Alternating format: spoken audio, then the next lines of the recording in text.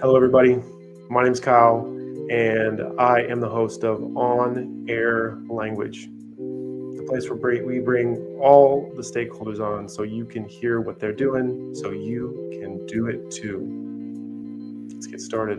I'm bringing on a very special guest. He's one of our author of our U.S. history books. I'm going to let him introduce himself, but truly he has a place in my heart as a dear friend and even, dare I say, a relative. So without further ado, here is my brother, Drew Larson. Hey, Drew, how you doing? Doing great. How are you doing today? I'm pretty good. It's late. It's night. It's 10 for me. 10 something. 10:17 for me. Certainly, and here on the West Coast, it's a little bit earlier, but still getting late there too. Yeah, for sure. So how you been? How's your well, I want to hear all about you.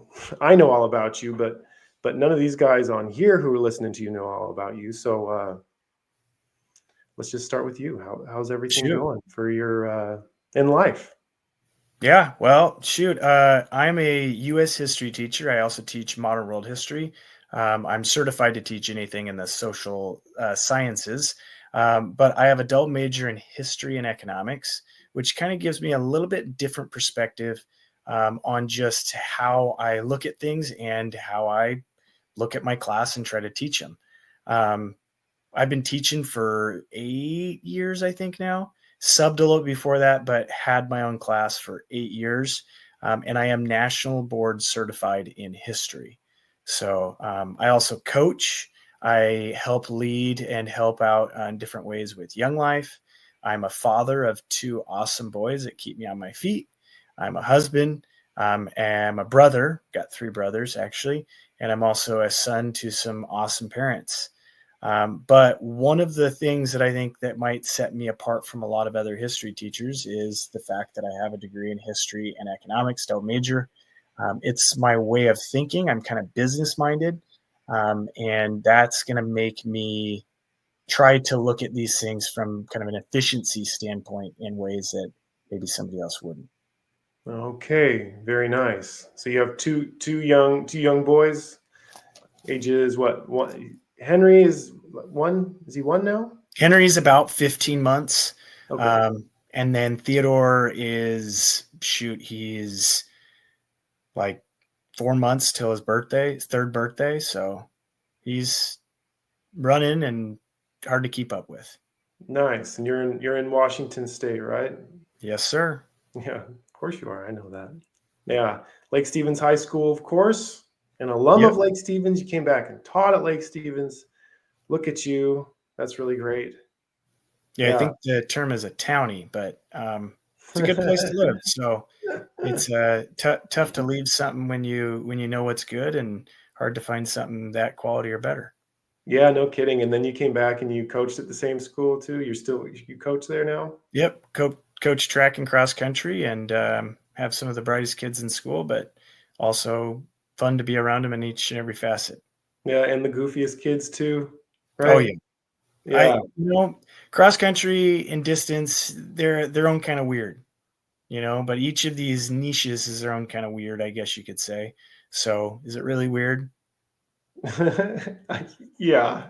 I could say this as a cross country track runner. Yeah, man. I've been on a lot of sports teams, and I don't know if I have been around people. I've been all over the world. I haven't found a group of people quite like cross country runners in all my travels. I just haven't. But maybe it's just Lake Stevens cross country runners. Yeah, maybe it's just our friends.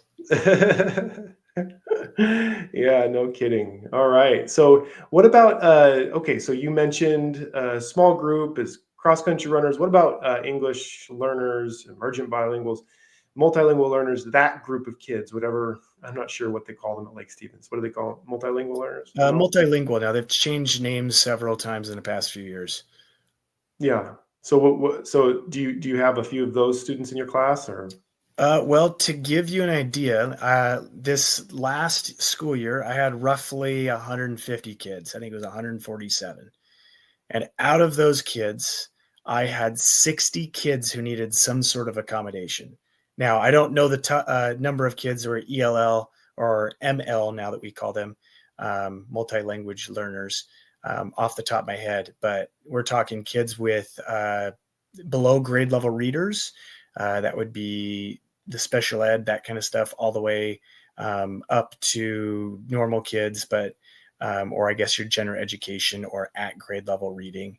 And then as well as I also have kids, we have 504s and that kind of stuff. And so all of these different accommodations, kind of when we started talking about this, it was one of those things I looked at and said, wow, this would be something that could take something off of my plate. And it's actually something useful, not just a checking the box type of thing.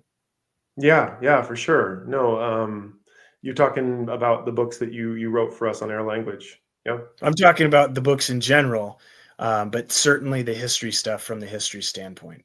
But from an English standpoint, I'm happen to be certified in English and have taught some English. And so it does certainly help. And I, for a while, was teaching kids who were basically failing. It was a study skills class for kids who had failed at least one, but typically failing 2 or 3 classes a term. And so trying to get those kids up to standard. And then, some kids after doing one term of it are of straight A's, and some kids need more than one term.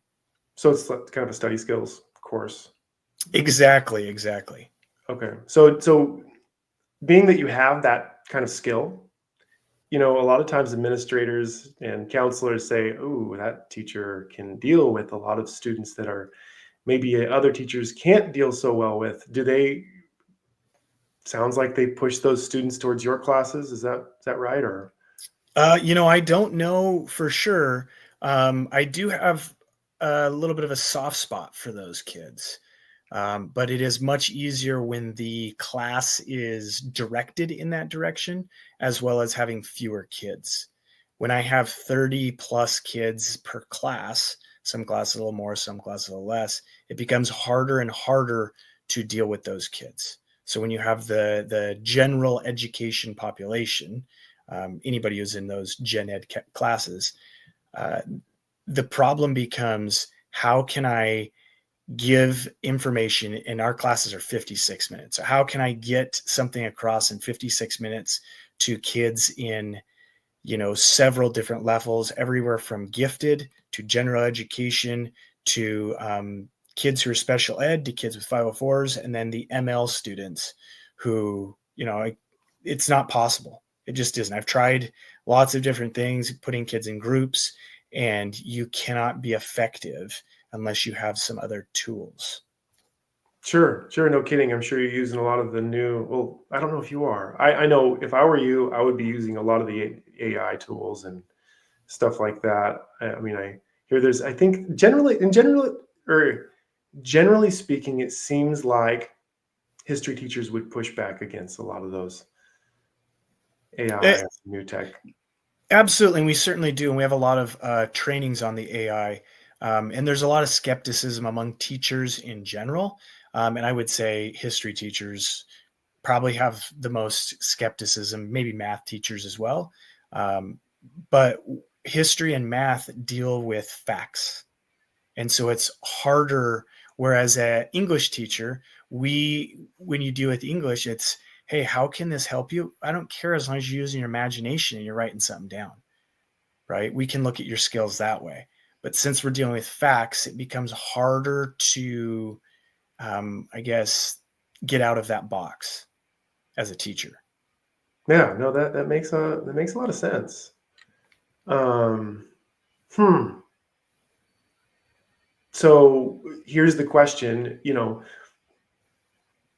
what needs to happen in order to remove that skepticism? Because the thing is, just in any new innovation, you have your early adopters, you have your innovators, your early adopters, and then you have your big portion of people who start adopting late adopters, and then eventually you have your let's say your sticks in the mud who eventually are forced to adopt something like, say, AI. I would say a lot of history teachers. Now, in my, we have like 15 or 16 history teachers at the Lake Stevens High School. And I would say there's a few who are gung ho. They're actually the ones who are doing some of the workshops on AI. There's a few people who are kind of don't understand it and just kind of waiting for the workshop.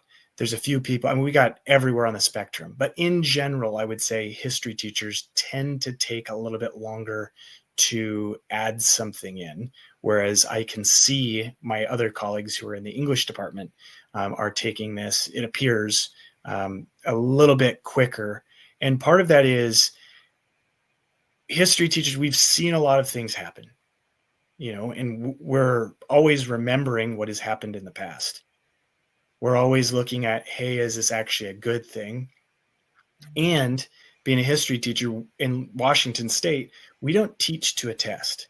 So we're not getting stuff necessarily forced upon us in different ways that some of the other teachers like English get things on there. So an English teacher might look at it and say, well, I would love to use this to help with, say, grading a paper or making sure a kid isn't plagiarizing.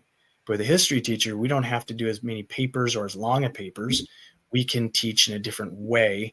So it allows us to be less picky, or sorry, more picky. English teachers have to be less picky so they can kind of get their stuff and, well, do a lot more with the kids. Yeah. Yeah, yeah, no, I guess that makes sense. And really, if I were teaching ELA right now, of course I would be using some of these AI essay grading tools for students to get immediate feedback as soon as they turn stuff in. And Yeah, and then, there's some really good tools. yeah, It also hurts when you see kids use AI for plagiarism. oh yeah, And so yeah, that, I would say that's the biggest reason why most teachers that I know who are against it are against it. They've seen 3 or 4 kids, they've caught 3 or 4 kids you have, plagiarizing more than once. They get caught and then they do it again, and you go, that's another 0. Like, we might have to drop the course if we continue this, because you can't make up the 0 with plagiarism. yeah. Okay, all right, yeah, no, that that makes a lot of sense. Yeah, I'm trying to get a temperature check on general teachers who are not connected to, the big organizations, the FETC or any of these, ISTE or any of these really big organizations, people who stay pretty insulated. I'm wondering what's the tipping point. That's what I'm wondering. What's the tipping point to get these teachers to use a tool? I mean, air language is a teaching tool, and so that kind of information is really important for us. So Yeah, well, I think word of mouth is going to, I mean, from the business standpoint, word of mouth is your best seller. I think the other thing is most teachers, with how many kids are getting there since the pandemic, I don't know if it exasperated it or it just is the way it is. There are fewer kids at grade level reading. Now, I'm not saying mm, that there's no kids, but there are more that are below. And it becomes harder and harder to accommodate these kids, and standards have dropped. Even in the field of history, where we don't have a state standardized test to go to, right? hmm. Standards have dropped.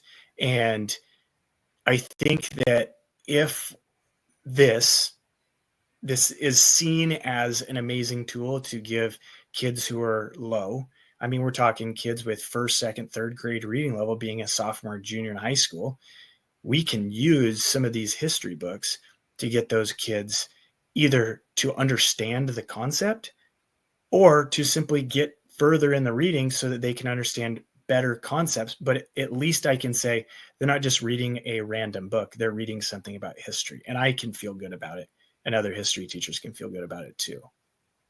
That makes a lot of sense. Makes a whole lot of sense. So you wrote. I mean, You didn't.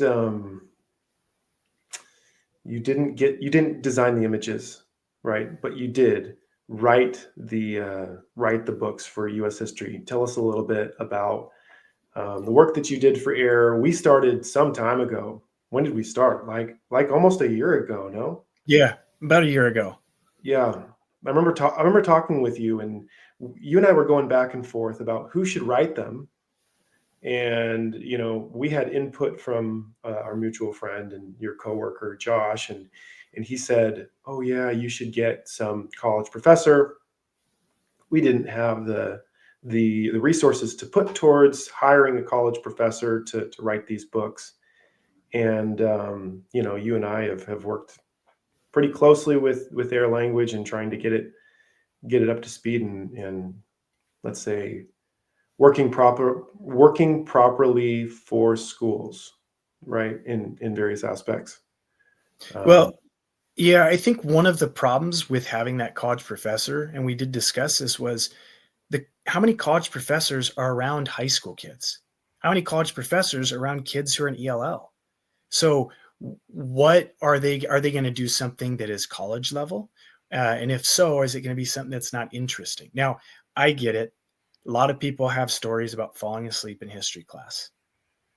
Okay. yeah. It's not the most interesting to most people from what I hear. I think it's the most interesting. However, You like to hear um, yourself talk sometimes, Drew? I probably do. But, well, I mean, like, just understanding why history is a thing is very, well, interesting. And I know that I listened to a thing by Ken Jennings. Ken Jennings has said, somebody asked, he said, "You're a genius." And he says, "No, I just find these things interesting. I find more topics interesting or make myself interested in these topics." Hmm. His idea was everybody is a genius in the topic they like. I've got kids who will fall asleep if I don't make it super interesting because they don't like the topic. But if I talked about a car, they would instantly. My class was the history of automotive, they would be awake the whole time. They would be reading every writing that I gave them, but it's U.S. history, and they don't get why they need it. Okay, and I mean, if we look at the last 5-10 years, I think that just open your eyes and you can see why you need history. Oh yeah. We've tried all sorts of things. All sorts of things happen. Somebody's freedom of speech, maybe, or all the way down to things being overturned by the Supreme Court. We should understand at a basis of that. So when Yeah. I'm looking at history, I look at a map to the future. Okay, we know where we've been. We know what these, say, amendments are. How can we further in future? I also look at this for a background of understanding. Hmm. I look at a kid's history. We talk about ELL or ML kids and these multi-language learners. Where are they coming from? Okay, if I have a kid from Kenya, then I probably should give him different books than a kid from, I don't know, Guatemala or Mexico or wherever else. You name Hmm. it. We need a different style of book. And with I would say more of the English style books that are on here, you have kids who are able to look at things that they enjoy. You have how to change the oil. How many people know how to change oil in my class? Probably 5 per class out of 30. Okay, and Maybe. those are the kids who really like it. But I'll bet you every single kid, if I were to walk out and say we're going to change my oil, every single kid would be at least a little excited. It's True. something different. It's something that they would get through. Okay, And so so go ahead. then I like looking at history to check for improvement. Okay. We can Okay. say, you failed last term, but now we have these books, and maybe you didn't fail as bad, or you passed. So that's what I'm really looking forward to with this, is being able, I keep lots of data on all my students. And so being able to see that data of the average kid, and the average kid with the 504, the average kid who's SPED, or the average kid who's ELL or gifted or any of that. Hmm. How is this going to help them? Because if we can help one kid in the class understand it, they will talk with other kids in the class, and that'll help somebody else have an understanding. Hmm. That's interesting. Yeah. So this to be air language to be used in the gen ed class with maybe students who have lower reading levels. I heard a statistic. This is across the whole country, so it's definitely concentrated in certain districts more than others, right? But 11% of ninth graders in the United States can't decode. They can't sound out specific. They can't sound out the English language when they read it. That's 11%. easy. I teach sophomores, and I made a joke the other day about hooked on phonics. I'm old enough to have done hooked on phonics. I Yeah, was pretty good at it. I remember Uh, that. I remember I cheated one time and you got really mad. yeah. But these kids ask me how to spell something, and I go, the interesting with the English language, for the most part, you can sound things out and you're going to get pretty dang close, if not there. Yeah, The other thing is, you got Google sitting right in front of you. Like, it's true. type it in. But that's different. We come from a different era of hooked on phonics or trying to figure things out before asking, and now these kids aren't. So this is going to be a huge tool to say, okay, let's read this book. Yeah, yeah, no kidding. Especially with our new decodable books. That's it's well said. I wonder the kind of impact it'll have. I hope it has a big one. Yeah. We're just releasing a whole bunch of books, like 100 new books, like between last week and this week. So I really hope that that's the case. You mentioned that.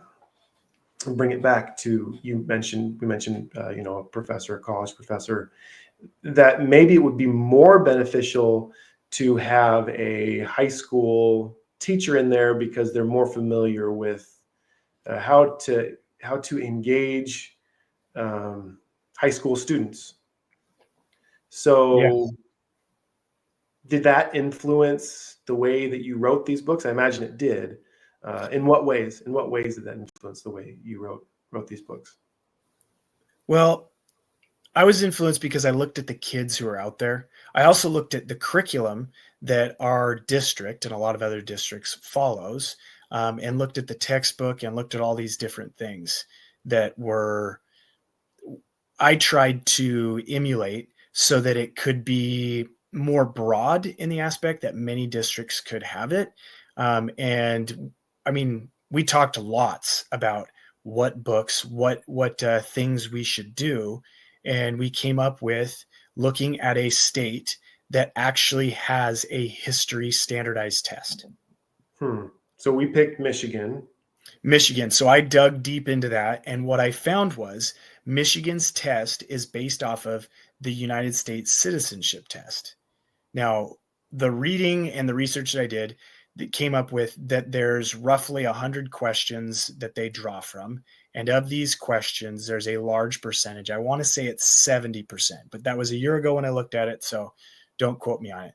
About 70% of those questions are concrete questions. They don't change. They don't change from state to state. They don't change from year to year. So the non-concrete questions are: who is the current president? Who is the governor of your state? Who is your senator? Those aren't concrete because they can change every 2 to 4 years. Mhm. Okay. So those questions we kind of just threw out. The US history teacher can easily put those in. And I made a list of things that the person should study if they really want to take the citizenship test. Okay. Hmm. So the other aspect was the kids who are going to be reading this, a large number of them may be looking to apply for a citizenship test themselves. Okay. If we're looking at just below grade level readers, then maybe that isn't applicable. However, I looked at all of the questions that were there and thought each one of these has a specific reason it was chosen for the citizenship test. And each one of these has a specific reason that I could easily, without even thinking about it, I could come up with a reason why it would be good in my class, an unbiased reason. I could Hmm. ask any history teacher, um, I want to say almost any one of these questions, maybe one or two of these questions, and they would say, yeah, of course, that should be in my class. Okay. So in like any of these questions, you could ask, what you're saying is, just to clarify this, you could ask any of these questions to any history teacher, 99% of history teachers across the country, would you say? And they would agree with you, this is an important thing to be learned in my class? Absolutely. And Okay. there are some things that they go, you know what, that's a date maybe, and maybe I'm not going to grade on it or I'm not going to test on it. And I completely understand that. But we're talking, we boiled down the question to its finest, right? Who's the first president of the United States? Does it matter? Are you going to die tomorrow if you don't have it? No. But should you, living in the United States, know who the first president was and why George Washington was a good president or a bad president or those things about him? Hmm. Absolutely. You should know little facts. You don't need to know that George Washington put the cornerstone down for X building, Right. but we should know about something about George Washington. Yeah. Yeah, no kidding. Okay, so one thing that we have been striving to do at Air Language is to create something that every state all across the country can use. Nothing that's polarizing. So nothing that, I mean, we have the two seems to me like the two big poles. We have Florida, we have California, and it seems like they're battling in terms of like politics. So Washington is, tends toward the blue side of things. Michigan is a swing state.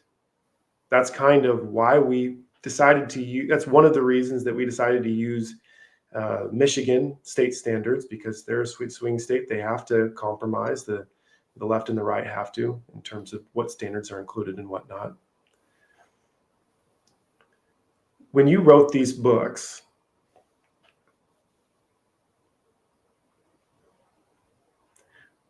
how, I mean, how did you write them with both of these groups in mind, the left and the right, here in the United States and during such polarizing times? Yeah, I would say it was somewhat challenging at first because ultimately, as a history background and an economic background, the goal in each of those is to be as unbiased as possible, to give only truth. Okay, because we've heard the saying that history is written by the victor, and it's true. But don't we want truth somewhere? Don't we want to have it down to where both sides have to agree to something? And so what I ultimately did was, even if I knew it, so I wrote my senior thesis when I graduated college on Napoleon.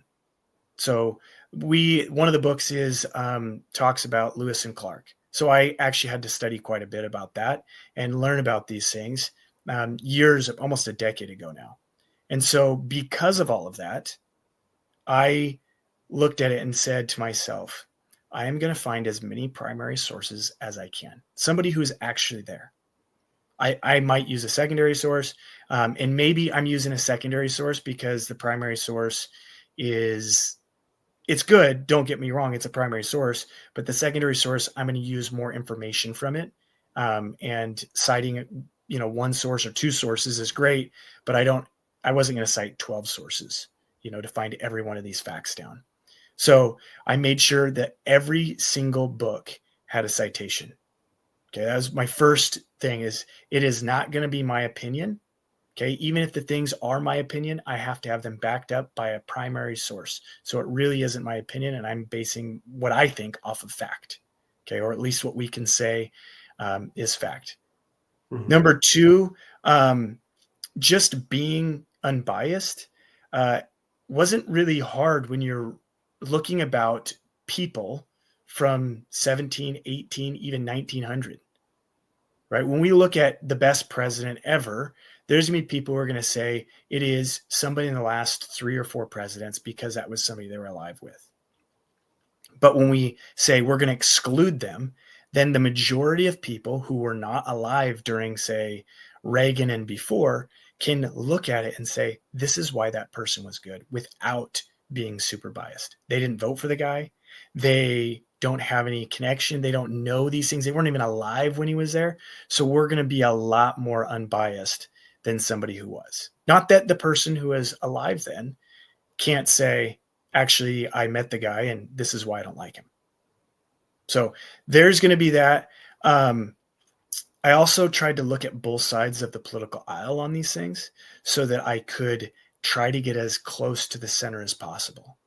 Okay. And there are people on both sides of the political aisle, if we're talking a two-party system, the United States is, that will say, you know, I don't like this and this is why I don't like it. And the other person says it the exact opposite. And there's no way to appease everybody, but giving truth, even if they don't like it, it is as true and unbiased as we can possibly make it.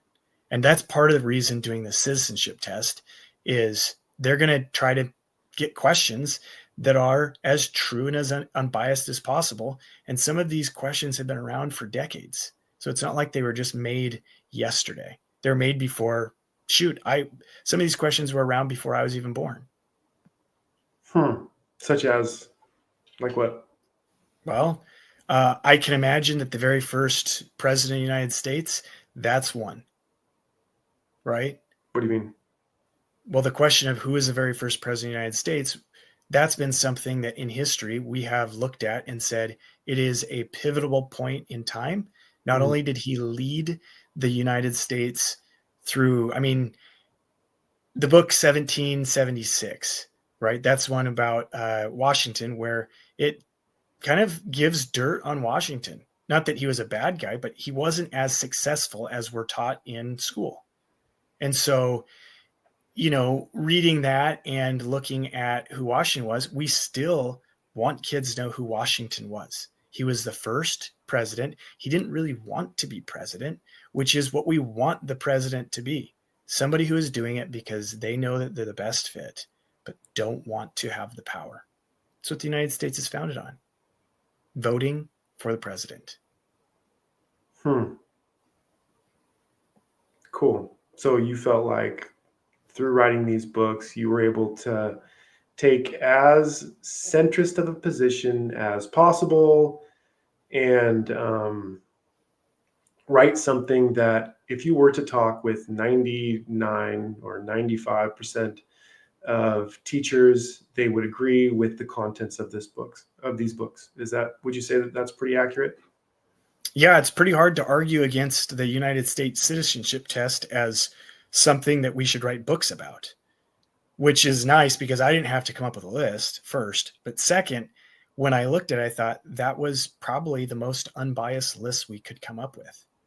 Okay, good. So I think, okay, so when it comes to, let's say, factuality, when it comes to accuracy, that's one thing. And it's really important, maybe the most important thing. What about engagement?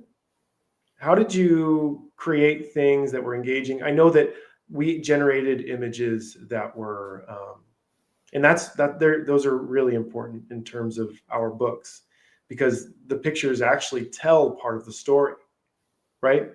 So that's why you went back over the books after we generated the images, but how did you create engagement through your storytelling? Well, first, I'd like to comment on those pictures. Yeah. And my first comment there is I've tried reading a book to my son who's 2.5, a little over 2.5. And if it doesn't have pictures, he's not going to be engaged. But second of all, we live in a culture now that we have TikTok and things are changing every 5-10 seconds. We can't just give a kid a reading. And so we do have to add those pictures. And then third, those pictures, like, what is a lightning rod? Where does it go? Those pictures, seeing a lightning rod getting hit with lightning on the top of a building and talking about Benjamin Franklin, like that picture, what do they say? Picture's worth 1,000 words. So the page has 8, 10, 12, maybe 20 words on it. Well, now it's got 1,020 words because you have a picture on there. Wow. Right? It allows a kid to think. Have you ever thought about being a math teacher, Drew? Shoot. That's pretty good math. Yeah. No, that's good. That's really good. We're so the thing is, if you're going to be if you're going to be inclusive of different groups in today's world, you pretty much have to go multimedia. Pretty much, right? So that's what we've done. What are some other books that you felt were pretty engaging, if you can remember? I mean, Yeah. No, absolutely. I mean, I made books for what, 70-ish questions, give or take. There's 40, 50, 60 books, something like that. Yeah, 50 or 60. Okay, so 50 or 60 books. There are books that are not going to be engaging to kids, or at least to a group of kids. Yeah, Okay. they're short though, so it's not as bad. But It doesn't take 20 minutes to read those books, right? no, certainly. And the other thing is you're going to have tests on them, and teachers should be meeting with the kids and that kind of thing. One of the things is that if this book is given in my class, and it will be given in my class, I'm able to give a kid a book who cannot understand a larger reading. And so this is at their level. Okay. So that's first. But second of all, there's books about, I think probably my favorite is a book about George Washington. And it talks about how people wanted to have mutiny against the Continental Congress. The Continental Congress was there during the Revolutionary War. And so they weren't getting paid. The Continental Congress didn't have money.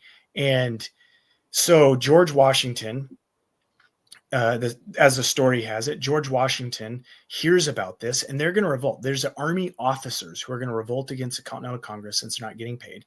And George Washington goes through and meets with them. And he was so well respected. He meets with them, and he says, "Hold on one second, fellas." He puts on his glasses, pulls out a letter from the Continental Congress, and he tells them how he is not getting paid. And then tells him he is going to let the Continental Congress pay him when they have money. And everybody goes through and unanimously votes not to go ahead and, I guess, revolt against the Continental Congress. Stories like that. Yeah, stories like that where you can, like a kid can see that George Washington, the books don't say George Washington is the first president. Yes, there is a page that says that. But to get to know the character that you're learning about, not only is that going to help you remember who they are, but it's going to keep you engaged. Even if you weren't engaged, you still are going to remember the story about him and say, "Oh, that's right, he's the first president, and he was well respected." Yeah. Engagement is pretty darn important, and it's really funny. I remember my teacher in high school.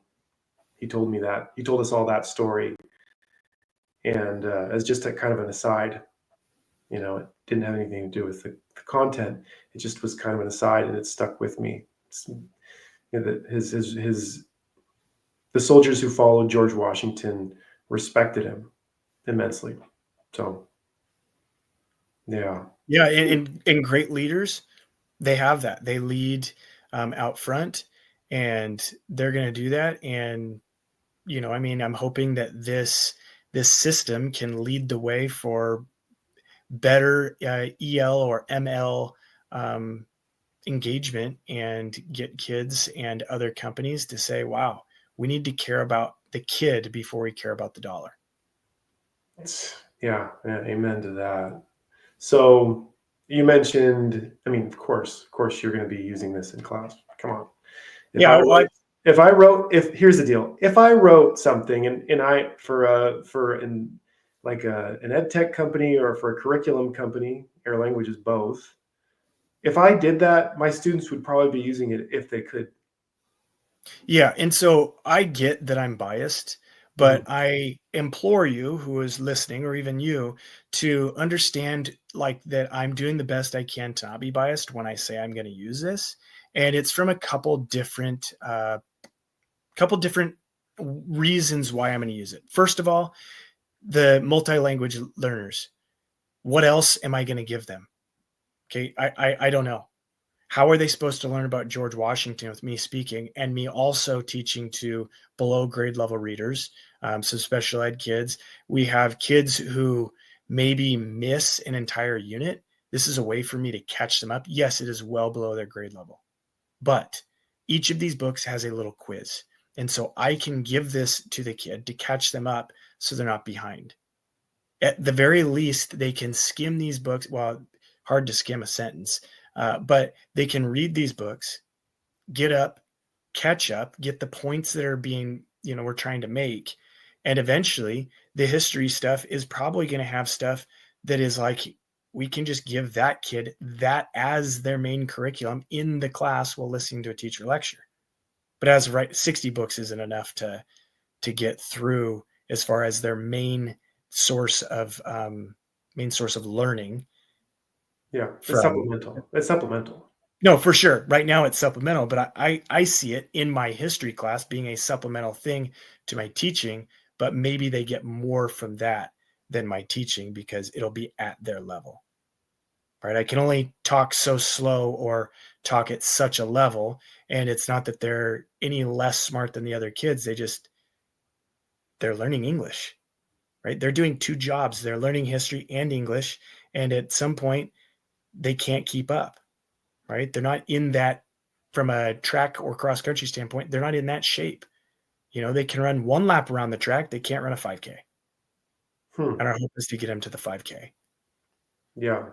Yeah. And there's so many things we could talk about with that, but so one other way I'm going to use this is for my below grade level readers, as I've mentioned, but also I'm going to use this maybe even as a study thing. And I've got a lot of ideas on it, but before, say, a big test or finals, post some of these books or have kids go through them as a way to study for each of these people.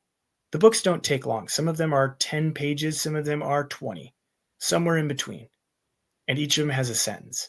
So we're talking, they're reading 3 paragraphs maybe, depending on your standards of a paragraph, 3 paragraphs on each of these people to study these different things. And in particular, there are things on the First Amendment, right? The Bill of Rights. This are big. It's not just a person, right? I'm not going to test on just George Washington. I'm going to test on the amendments, and I test on that already. So it's a way that I can use that supplemental. But I think the biggest thing for a general education teacher is the economics of this. Okay, I don't mean money-wise, I mean time. We have, in my district, I teach 5 classes during the day, and I have a period off. That's 56 minutes per class, and I have 56 minutes off. You add my roughly half hour before school and a little bit after school, I have to be there. Let's say I have 2 hours. When you have 150 kids and you have 60 kids who need accommodations, that does not include my kids who are gifted. That includes anybody who needs an accommodations to bring them up to the general education average level. There is no way that with 2 hours or an hour and a half a day that I can do that without taking time on my own. Now, I don't mind taking time on my own, but the more I have time with children, my own kids, the more time I want to be with them. So this is a way that I can teach kids history. I can feel good about it. I'm not settling. It is a way that I'm able to stick kids in, and these kids are going to say, I'm getting what I need, and I'm able to go home and be with my kids. And one of my former colleagues, he has since retired, he told me, he said, at some point, you have to put your kids ahead of other kids. You should not be putting everybody else's kids ahead of yours. And that's where I'm at. I don't want to stick other kids ahead of my own kids because I need to rear them in a way that they know that they are loved and that they have a father who is going to be there for them. They're going to see me every day. Now, I can show up late. If there's a kid who needs to stay, you bet I'm going to stay. But I'm not staying an extra 3 hours after school every day for 180 days. That isn't right to my wife. That isn't right to my children. And it really would be really hard on me to do that. So this is a way that I don't have to spend extra time. It saves time. Right there. And you, I mean, I know because I'm the one who went through it, but they're historically accurate. So it's not like you got to sift through a bunch of garbage to say, oh, I found something that'll work. It's you can trust it. And if you can't, then go back and look at these facts up and prove them wrong. If you can prove them wrong, then we'll absolutely go back and rewrite the thing. Zero problem. Zero problem with that because they're supposed to be factual. And if I made a mistake or somebody else makes a mistake doing it, I know you well enough that you want these things to be truth. Oh, yeah. Yeah. Yeah. Because, Drew, as we all know, the truth will set us free. Drew, it's really great having you on. I'm really glad that we could have this conversation. I'm glad that you were able to write these books for us. This has been one of the biggest gifts, one of the biggest blessings you've been to Air Language for sure. It's a concrete way you've been able to contribute to our career. I really hope that people use them, students use them.